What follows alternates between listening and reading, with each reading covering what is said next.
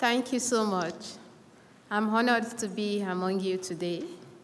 My name is Oladosu Adenike. I'm the founder of I Lead Climate that specializes in peace, security, equality in Africa, especially the Lake Chad region.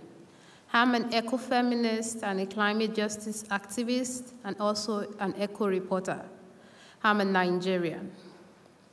And today, in our world today, the voice of our environment matters a lot in defining humanity. The COVID-19 has shown to the world that the voice of our environment has an equal or greater right to be heard as that of humans.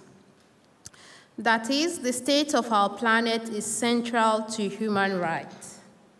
This implies that a healthy democracy means a healthy environment and the vice versa. Climate change is overwhelming our infrastructures, and there are some damages that cannot be reversed, just like the melting of the iceberg. Climate change is the only single threat that could end humanity. There are no profits when we can't live in an habitable planet or when we spend the profits to deal with its loss and damage. Also, building climate resilience while emissions keep rising is not sustainable, and it is equal to no work done. Sometimes I wondered, isn't climate change a reality enough? The current capacity to build on this impact is not sufficient compared to the reality on ground. Have you thought of a world where you turn on your tap but could not find water? Have you thought of a world where your house is no longer a safe place because it has been swept away by flood or heat wave? Have you thought of a world where money is no longer valuable? Likewise, have you thought of a world where it becomes nearly impossible for us to grow crops? These are our current realities. Gradually, climate change is tearing the world apart and could lead to deglobalization, since its impact knows no boundaries, because climate change has no respect for our human rights. I advocate for the restoration of Lake Chad that have shrunk by 90% since 1960s. This is also the region where climate change is leading to armed conflicts. I am afraid that climate change could be the only single threat to our diversity, because it can lead to possible ethno-religious war. I schooled in the food basket of the nation in Nigeria, where the clashes between farmers and herdsmen has become a nightmare in the bid for resource control. Just to tell you about an incident that happened while I was in my first year in school as an undergraduate student. All of a sudden, I saw people running, some towards the hostel, while some towards the River Benue and other areas around the school. This is an environment that is new to me, of which I barely know anyone, so I don't know where to run to, and I was surprisingly fearless.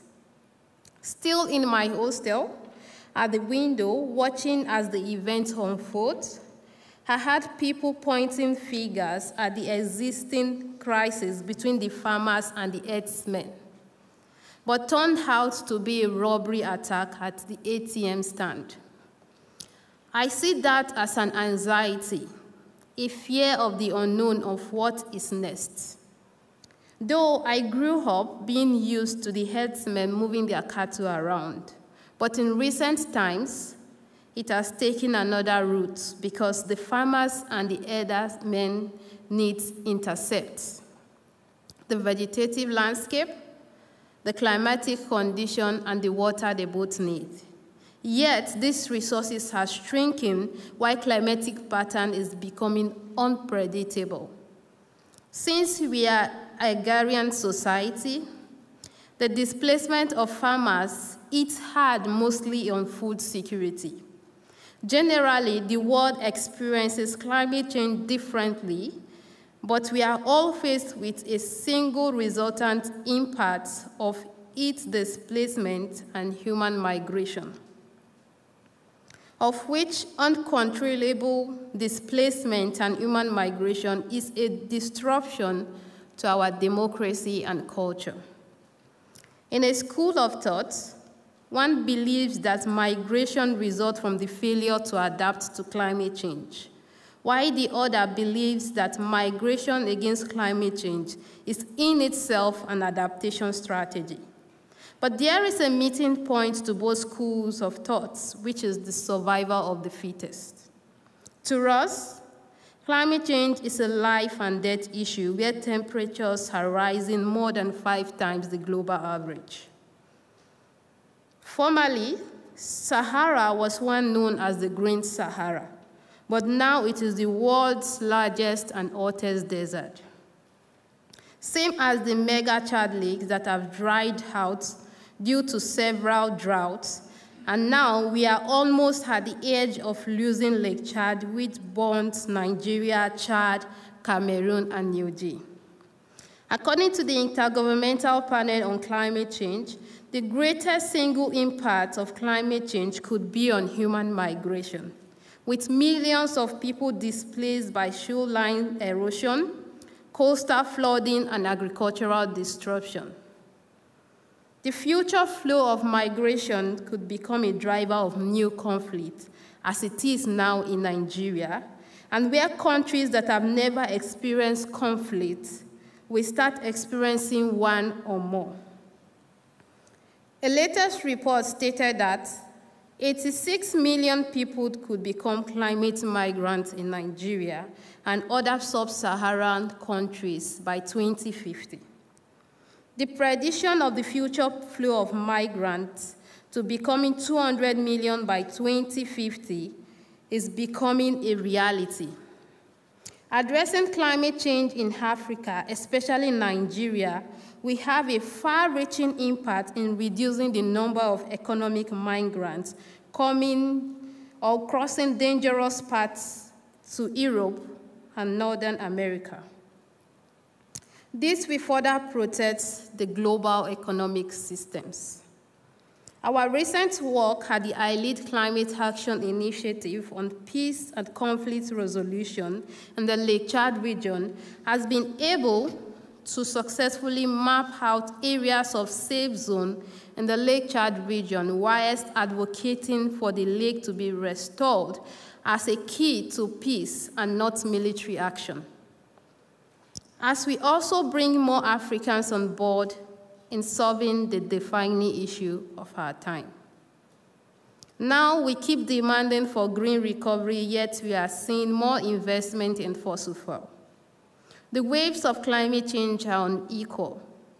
What the world is currently witnessing is one of the several waves of climate emergencies. The next wave might be deadlier than this. What will it take the world to act on climate change now? How many more lives need to be lost before we act on the climate crisis? It's never a choice to be a refugee, neither is it a choice to cross difficult terrain. Climate change crisis has shown itself as a major disaster that it is difficult for humans to quarantine or isolate from. Yet we are in the 6th mass extinction. Raising more promises is not what will save our planet. Rather, more actions we need.